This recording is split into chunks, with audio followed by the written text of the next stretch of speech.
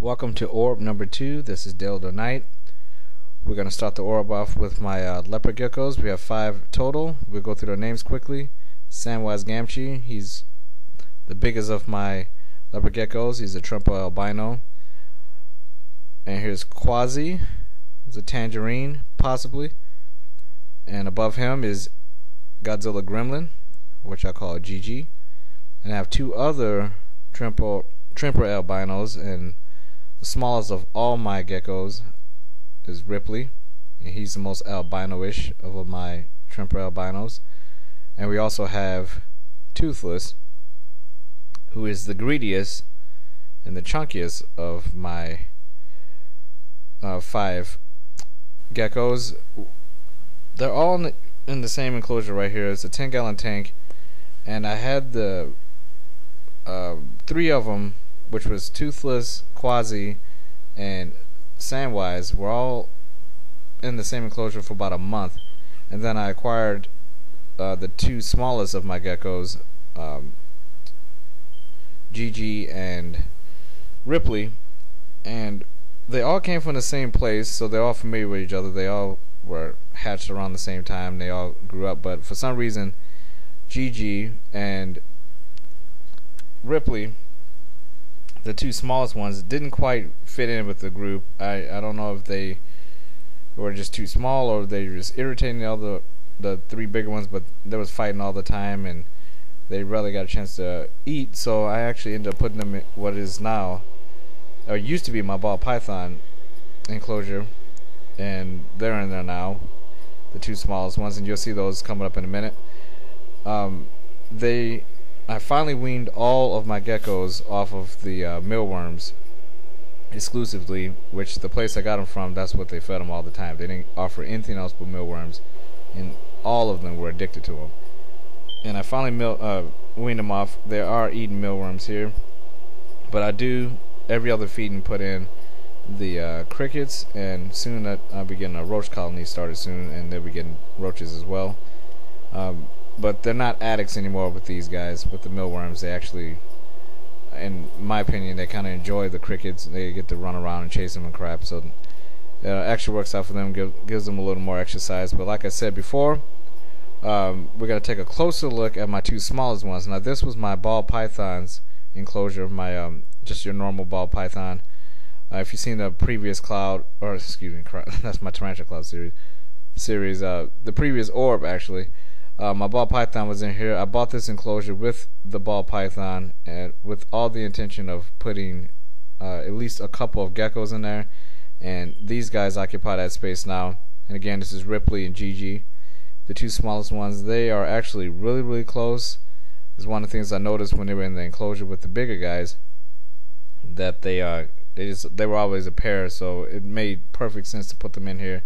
And obviously, you know, they've been doing a lot better. They've been eating more, and these are the 2 more mellow ones. The other 3 are kind of, as a group, they're a handful, but these 2 by themselves are just great. These 2 are my favorites out of my group. As you can see over here, where did the ball python go? The ball python got its own 10-gallon tank, and we're going to switch over here. This is 1 week earlier, while Coraline, just your normal common ball python. Even though I'm going to be looking into the dealer who sold me this, there might be some possible things going on with this snake genetically that I want to check out, because I think there's a little bit more happening than just a normal ball python, and I have some reasons to back that up. But I want to talk to the breeder one more time before I let you guys know what might be going on with this one. This is her when she was still inside of what the geckos were in. And she was having some problems shedding, so I actually put her in here. This is one of my techniques that works great with my snakes that have trouble shedding. I just put them in here. It's just forest moss, heavily sprayed down and moist, and you just hang out in there for about 30 minutes to an hour, and all of it comes off. Even though this time, for whatever reason, Coraline could not get off the all of the shed off of her head and her neck area, but here's a couple of enhanced shots of her while she was inside of the moist hide. She got most of the shed off. Like I said, around the neck onto the head she had some trouble with, but I wasn't too much concerned about that. You know, her nostrils were free, eyes were clear, so that's the most important thing. So we're going to get into the feeding here, and automatically you're going to see that this rat is actually a little too big. I didn't actually ask for this rat to be this size when I bought it. I was hoping to give her something a little smaller for her first feeding in my care, but as you're going to see coming up here, she actually didn't have too much of a problem with it. I'm pretty sure this is the biggest meal she ever had. I really highly doubt that the breeders I got her from fed her something this big.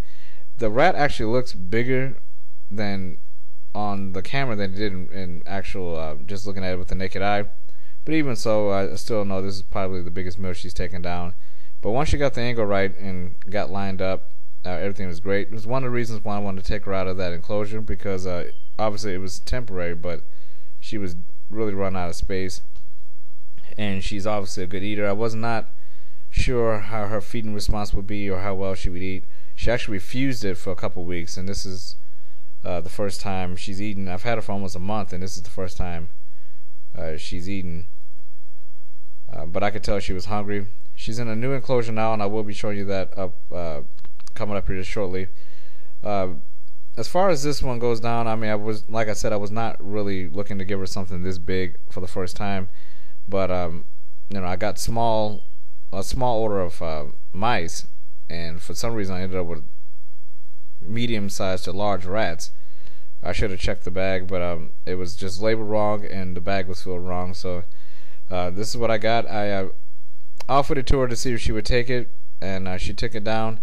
And I'm not showing this to show anybody how badass a python eats or anything. This is just for people who are interested in seeing a snake of this size eat. It was only purposes for that. You know, it's just to show you guys. I usually always show any of my animals feeding at least one time. In the future, I don't normally film my snakes eating, so but usually their first feeding I always like to show down on camera just for documentation's sake, even for myself. So she actually took it down pretty well. I came back 6 hours later, and there was no bulge or anything. You can even tell she ate this 6 hours after she took this down. Total time of taking this down was around 10 to 12 minutes. She spent a lot of her time just getting her angle right, but once she got the angle right, she took it right down, no problem. And like I said, I would prefer not to feed her something this size often, but she took it down just fine. If she was out in the wild and she saw something that size, she would take it down, no problem. Most snakes her size, they have no problem taking anything down like that, but no problems at all. I was a little worried that while she was getting the angle right and she was using her rest of her body to kind of get it down her throat, I was, you know, when she was getting to the stomach region, I thought it might be a blood and gut bath in there, but everything just went straight down, which is great.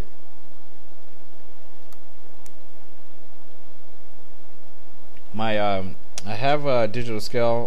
Wanted to tell you guys how many grams she is, but I'm not really quite sure right now. My scale is not working properly. It's off about 100 grams either way. It's just not reading right, so I gotta get a new digital scale. But also, you know, just to touch on that, on the breeder here that gave me this one, I'm gonna be talking to them soon, and most likely I might get another python from them. They really breed great, and I'll make sure I let you guys know who the breeder is once I get more information out of them. They didn't really, they're just your run-of-the-mill breeders. But here's the cage setup for her. Usually I use this for my corn snake. It's 1/3 substrate, 1/3 forest moss, and 1/3 aspen. Is what I use in here for her, at least my corn snake. I put it in here temporarily because I am absolutely in love with this bedding that you're going to see here, and that's the Reptile bark that you can get from any pet store. I mean, it looks amazing, holds humidity well, and I just threw in a little bit of aspen in there, a little bit of moss, and a little bit of substrate in there. It's not the full mix I use with my corn snake, but she absolutely loves it. and it's really easy to clean. Obviously, really easy. You just soak it, and she gets her humidity up in there in no time, and it holds, which is great, especially this time of year. Also, the decor, the cage isn't completely finished yet. Probably gonna get her a different type of hide, but if you look in the back here where she's climbing on, this is something I found actually at Walmart. It's an incense holder, which it's a Hydra sculpture, and is meant to have incense come out of their mouths and their noses, so it looks like they're breathing fire, the smoke. And I knew instantly when I saw it in the store that she would climb on this and it would fit well in the decor. So I threw that in there. This is on the cooler side of her enclosure.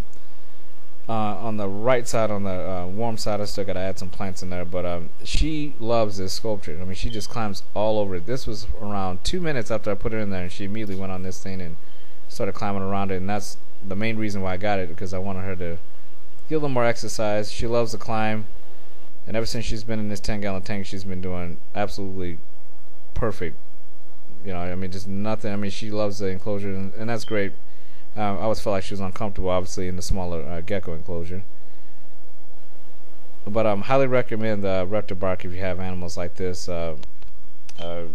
It's so easy to clean, and it looks nice against the animal. It looks more natural than some of the other bedding out there. But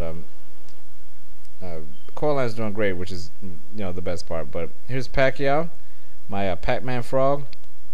Now this guy is starting to get chunky and huge. I've slowed down his feedings a little bit because it is winter and he's not eating as much, but as you can see here, one thing he absolutely loves is superworms. He'll eat anything, but he loves his superworms, and they work well for him because he'll eat a couple of those and he's happy for a few days, so I don't have to overfeed him with those things. He's been doing really well. He's getting so big it's hard to get an enclosure. I'm gonna have to find something big enough for him to kind of move around in. He's been growing really fast over the last few weeks. He's gotten a lot bigger, so I put him in a new enclosure that suits him a little better, but he won't be in here long. He'd be going to something else because he's really growing fast. He absolutely loves his water. That dish is removed now. It actually was a little bit too deep for him. For whatever reason, no matter how much I fill that up, he always just jumps in there, and then he'll just sit in there, and he has a little bit of a problem trying to get out. So that dish has changed now. He actually doesn't look like that in there. Now this is his old enclosure. He's in a round enclosure now. Plenty of places for him to dig, and like I said, the pool he jumps in is better suited for him. He's doing great. I absolutely love the Pacman Frog. So the last animal on this orb is Naga, my snow corn snake. In brumation and shedding as well. She's taking down a couple of fuzzies a week now.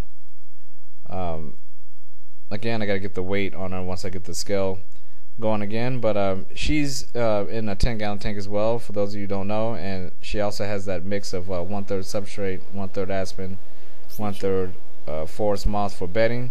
I love it because you never can see the substrate in there, but it keeps the humidity up for when she really needs it, because it does get a little drier in there, but she likes it dry. She doesn't like it too wet. So the bedding works really well for at least her right now with this size. It's still loose enough for her to burrow and do her thing. She's starting to get pretty long, not so much big, but pretty long. And she's an awesome snake. She was very nippy and defensive, and sometimes aggressive when I first got her. She was sweet for like the first month, and after that she kind of just went to this phase of don't mess with me. But now she's when I come in the room, she has no problem at all me picking her up and handling her. She still can get a little nippy when she's hungry, which is most of all the time. She knows exactly when she's gonna get fed. She usually gets fed on Saturday and Sundays, and that's when I see her the most. And right around 11 o'clock on Friday, she'll start coming out like this all the time until she gets fed. Very sweet little snake. Absolutely love her. She's a lot of fun. to keep. Want to get a couple more corn snakes. Haven't figured out which paint jobs I want yet, but I definitely get at least one more. So thanks for watching, guys. Hope you enjoyed the update on these beautiful animals. In the future, in the next couple of months, I'm going to be getting another ball python and perhaps some bearded dragons. So stay tuned. Thanks for watching, guys. Take care. Have a good one.